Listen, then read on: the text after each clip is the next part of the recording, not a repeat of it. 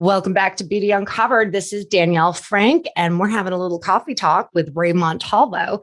And if you want to participate in this, by all means, email me at beautyuncovered@olaplex.com.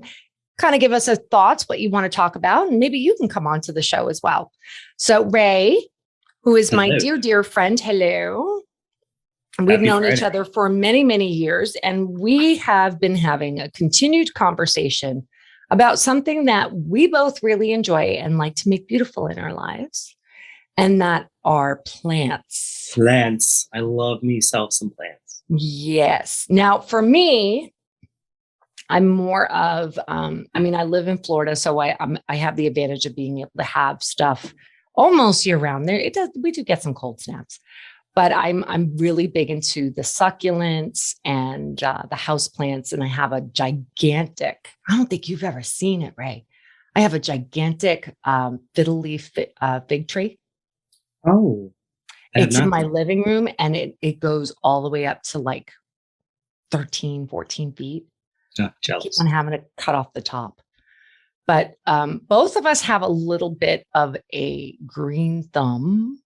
However, Ray was just telling me about his big woe. Tell us about your big woe, Ray. Oh, my pain point. So I am obsessed with palm trees, and living in New York, it's not so easy to keep them.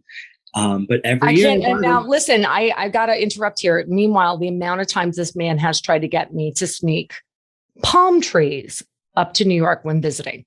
And It's unacceptable, Ray. It's unacceptable. You can do it. No. You can definitely do it. I'm still expecting. Go to Home Depot, just buy one. They're like so cheap. They're like $12. If it was at Home Depot, you could do that up there. No, because they're like $30, $40, like a small one. Well, they're probably like that here. I don't shop for palm trees down here. I shop for palm trees. So during the summer, my local Lowe's, normally I go to Hicks, which you know where Hicks is. And I think you came along with me one day to get that bottleneck palm. I remember that. And then I shoved it in my small car and I was like, get in, we gotta go. So I happened to go to Lowe's and I was looking for like a palm tree, and normally they have like majestic palms around here. And I happened to find they had like, I think they're called Foxtail Palms. Ooh. And they were huge. And I'm sitting there with my partner, and we're online getting ready to pay. And I saw it out of the corner of my eye. And I was like, this can't be real. This can't be real. Okay. And I'm just going to casually go over there. And I'm trying to like go over there. Yeah. I'm trying to retain my composure because I'm super excited. And I get over there and then I see the price on it. And it was like $150 for a palm. And it's a substantial piece.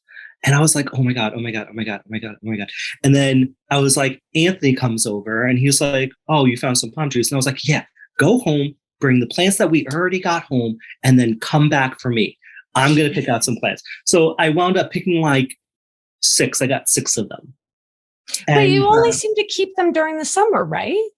Oh, dude, because they die. I live in New York.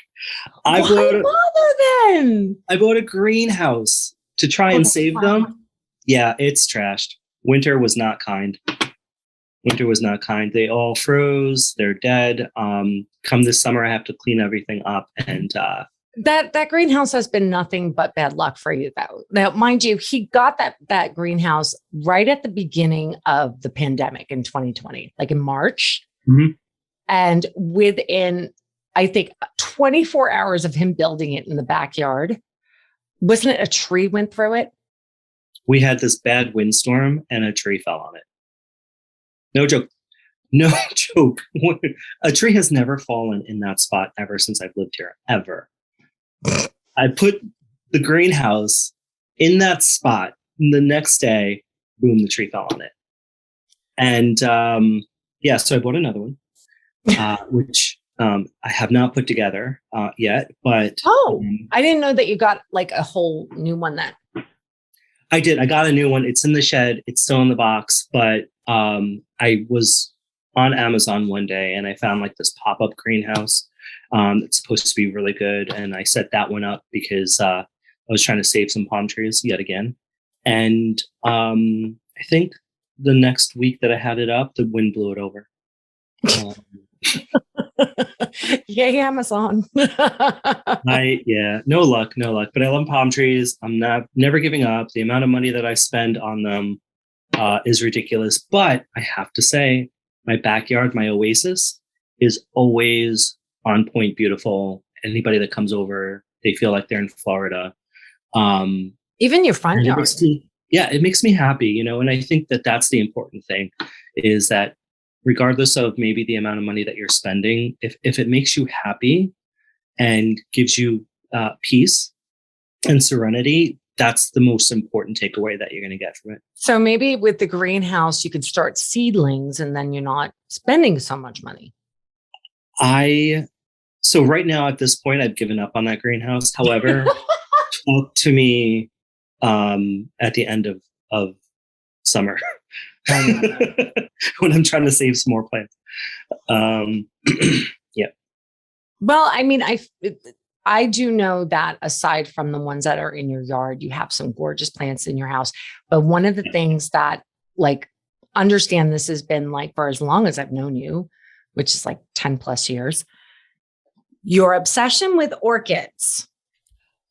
Obsession with orchids. So the funny thing is that in the salon that we used to work at, oftentimes, and I don't know why, but orchids would get delivered there, like orchid plants for different people.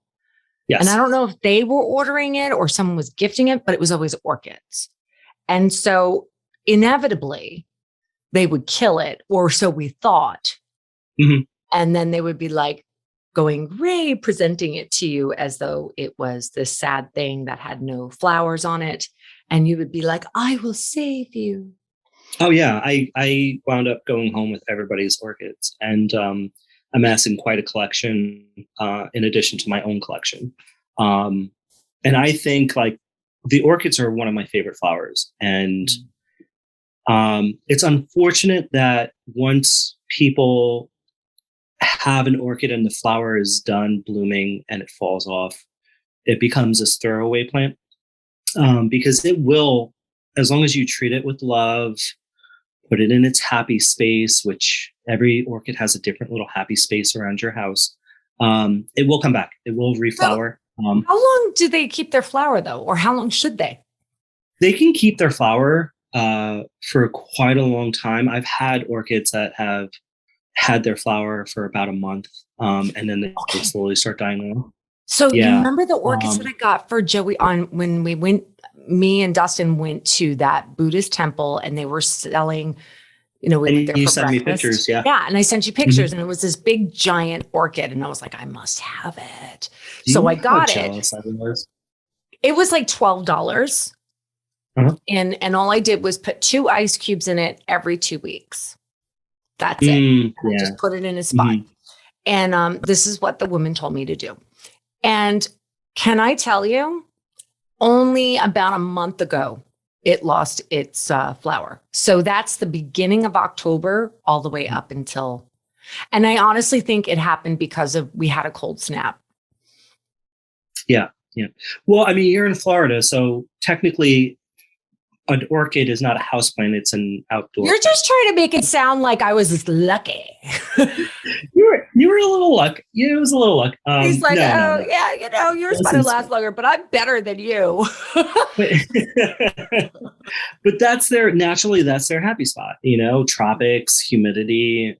So it's going to last longer. But I mean, being in a house, especially like, let's say where I am, where winter comes and then the heat is on and you have this dryness in your house.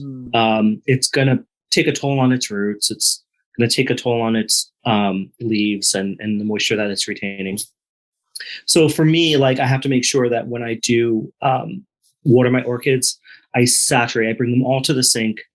I let them sit with water on their roots for about an hour, and then I fully drain them. So that this way the bark retains the moisture and they get a chance to absorb as much as they can. And then I just leave them until they dry out again. So let me ask you something. They're blown dry, So Ray built this amazing thing. It was a log or something. It was a piece of driftwood. Yes. And then he took all these orchids that were from the salon and he just kind of wrapped them around it or something. And I think it was, you had some moss and stuff. Like, what did they ever bloom? Because I never did see if they bloomed. They did. Well, in the wild, so orchids naturally grow. They're called vermiliad. So they're a part of the vermiliad family. So they grow high up in the canopy. Some orchids do grow in the ground, but species like Phalaenopsis, they grow off trees. So I took a log from outside and I put it in a planter, and then I just put all of those orchids on there, tied them on, and so the roots could really catch, and put some moss in there with them, and just kept them happy and watered. And they were so beautiful. Like when they actually bloomed, it was beautiful. The only downside was because the log was in soil, it started rotting at the soil level because it was, decomposing, which is what logs do, right? So one day I came home and it tipped all over the floor, and orchids were everywhere on my floor, and I had to clean everything up. And I tried to save it, but I had to take everything apart and redo things. And unfortunately, that was the end of that project. But see, I got to be honest with you. I just feel like they're a little too high maintenance. They're beautiful. Don't get they're me like wrong. me. And they were low maintenance for a while, but now I'm like, because I mean, the succulents, and I know people have said succulents are very high maintenance. I got to say, like, mine just grow to the point of which they overflow just a little bit too much. And then I have to get another pot and fill it with dirt. And then I just literally cut them and stick them in, which I'm pretty sure there's something you're supposed to do in between that, but I never had a problem. And then they just grow and grow and grow. And then they grow to the point where it's overflowing. And then I have to cut them again and stick them in a pot. I can't seem to just cut them and throw them out. Yeah. I mean, because my boyfriend has told me I have a problem. Like I need to stop. I've never had luck with succulents, and I've always tried. Like I have a succulent, and it's this pitiful little thing, and it's sitting in a pot, and it won't grow any bigger than like about an inch. Really? And I water it. I have a light on it, and it will not do anything. And I've had it for about 4 years now. Really? I gotta say, between my succulents and my snake plants, and with snake plants, in my opinion, like you can't kill them. All right, maybe Rodney. Oh no, he's gotten close. I've had to save a couple. Oh no. Yeah, no, he doesn't do great with them. But in the front of my house, I had these snake plants, and I put them in this giant pot, and I just put them in the middle, and I put them in the front of the house, and it grew so, like the thicket of it. Just so big and not so tall, but it just filled up the pot. Like all these new sprouts came up. The pot cracked. Ooh. It cracked all the way through down on the back. And this is like some manufactured type. I got it at Home Depot. No, at Lowe's. It cracked down the back because it just pushed it outward. I'm like, snake plants, they're kind of bomb, man. But now I have to find time to I don't know how I'm supposed to do that. Like, they're so tight in there. I've tried pulling them out. So this way, I could put them in other pots, but you can't. They're so tight. No, you have to just go in there kind of with a butcher mindset and just divide it into halves or quarters and then plant clusters of them. And give them in a big pot so they have room to spread. But those types of plants, they get root bound. I read a report that apparently, I think it was from NASA or something, where they said if you had a certain amount of snake plants in a room and you sealed it, that you would have enough oxygen to survive on, because snake plants are so good at purifying the air. I heard something like that. Yeah. Yeah. So I was saying to my mom, I'm like, I want to send her snake plants. But I decided I have to have snake plants in every room now. So I think that pot in the front of my house is going to have to be sacrificed in order to increase my obsession. Oh yeah, yeah. I'll put Just it on my cut new off like a set. big chunk. Hmm? I'm making a new set, so I'll put it in there because those look cute. Yeah. Cute. What's your favorite plant? I don't know. Like I really like the snake plant just simply because there's something very abstract about it. To me, it almost looks like it's some from like a different time, you know. But Mhm. I don't know. I don't really care for vines too much. Dustin gave me a really nice hosta? No, not a hosta. One of those viney ones that grow and grow and grow. But it keeps growing like these vines. I'm not the kind of person to like start draping them. And then I feel guilty when I cut them off because I feel like they're screaming. Mhm. You know what I mean? It makes me feel bad. They Yeah. work so hard to get that big. But I do like there was one. I used to have a lavender plant that I loved. And I used to love aloe. My friend gave me an aloe plant that grew so ridiculously big that we called it the monster aloe. I mean, it was like some kind of Dr. Seuss thing. But again, it was a succulent.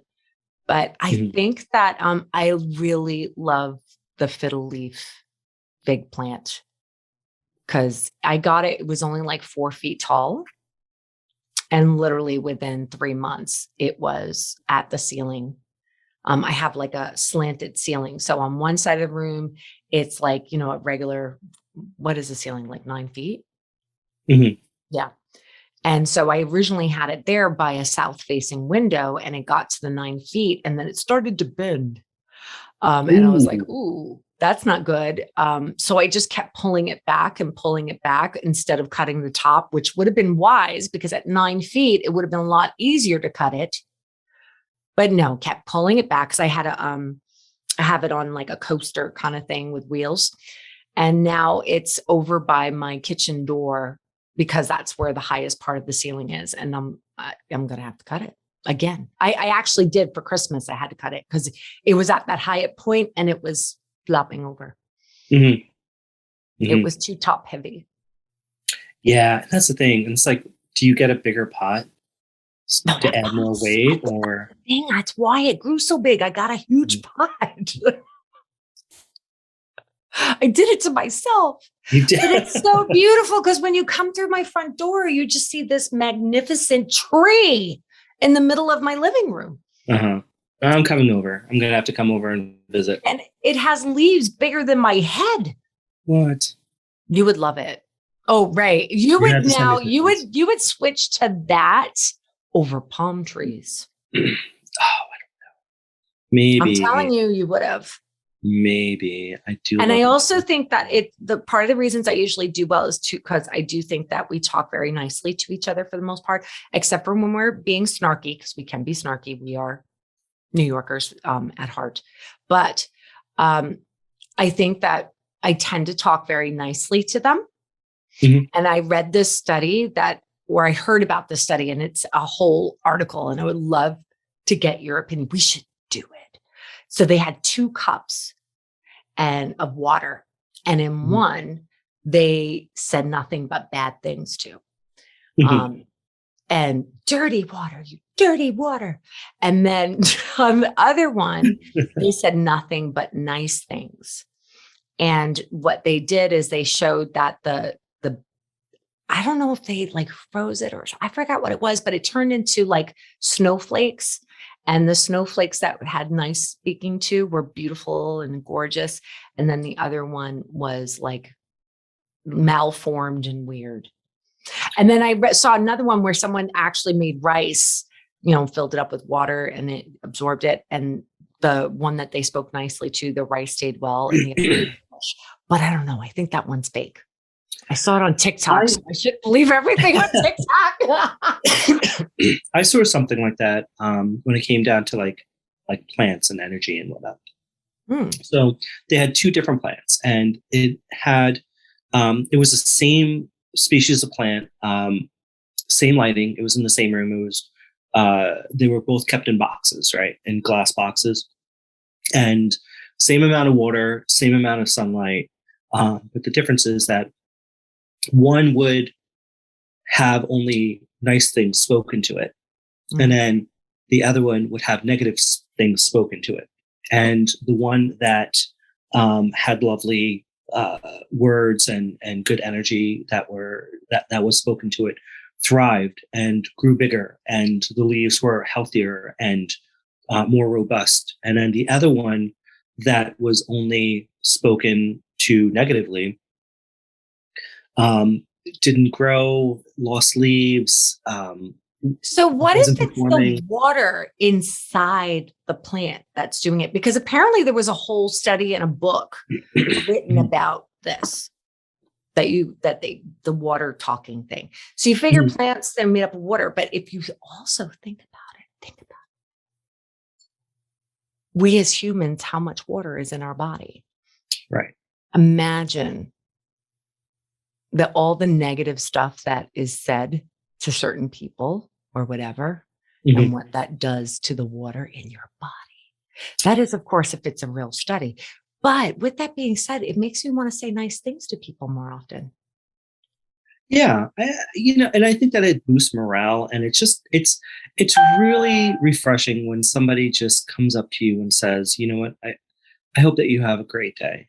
That does something, Well, I think we should do that experiment. This will be a new thing. We could do with the water, and then we could do it with plants. No, because I don't want to talk mean to a plant. I could never talk. I could never. I'm sorry. Plants are like puppies to me. It's just, I don't have to like take them for walks or buy them kibble. And that makes me happy. I mean, I love my dog. Don't get me wrong, but they're more high maintenance than my plants. I could never, like, I would never be able to sacrifice a plant, especially one that like an orchid or anything that just happens to come my way. I guess I'm just a nurturing person where, like, I'll try and like even a seed. I get fruit and I eat my fruit like a mango, and I look at the seed and I'm like, oh, I should probably plant you instead of throwing you in the garbage. I'm that type of person. Are you seeing the guilty look on my face? I might have sacrificed a plant just recently. Oh no. Okay, so when my kids were younger, I gave them each a lucky bamboo. And my kids were very excited. They had them in their individual rooms, 3 boys. And the thing is that they overwatered them. So all of a sudden I go into the room and there's a funky smell. Like it was bad. And so I grab them, bring them out onto the porch, and I don't know what the heck. And I'm sure there's probably proper ways of handling this. But what I did is I took them out of the dirt. I threw out the pots because I figured whatever was going on, they were in, infested or whatever. Granted, I'm sure I could have boiled it, but whatever. So I cleaned off the roots and everything. And then once again, I got a big pot and just stuck them in there. And I figured, let's see what happens, right? The thing is that lucky bamboo is typically not going to grow more than 12 inches. This thing grew 4 feet. I'm telling you, I've got a weird green thumb and I don't really even do stuff. It just happened. Again, I think it's because I'm very happy. So like happy things happen, but it kept growing. And the thing is that they're not supposed to be that big. So it's like they kept flopping over and then they would flop onto chairs and flop onto the screen to the patio. And I just got sick of it. So I kind of let it die. Oh no, you don't have any water. Oh my God. See, but what does that say about me? Instead of just throwing it out, I just decided to starve it or by not giving it water or anything. Oh my gosh, I'm horrible. What kind of person am I? Well, at least it's not like a cat or anything. So. Well, no. No. But yeah, I killed my plant deliberately. And now, but part of it, like, it's so big and bushy and crazy. Like, I don't even know how it was little tiny lucky bamboo that was dying. But it got so big and out of control that, I mean, even to like get rid of it, I had to let it die. Yeah. Yeah. I mean, and who's going to take it? No. You can't just give it away. You know, like someone's going to call me and be like, Danielle, I would have taken it. You say that now. Where were you when I needed to get rid of it? Anywho, we better scat because we have things to do. But thank you for coming in for a cup of coffee. Oh, my pleasure. And again, if any of you want to join me for a cup of coffee and have a conversation about something that makes your life beautiful, be sure to email me at beautyuncovered@olaplex.com. And have a great day.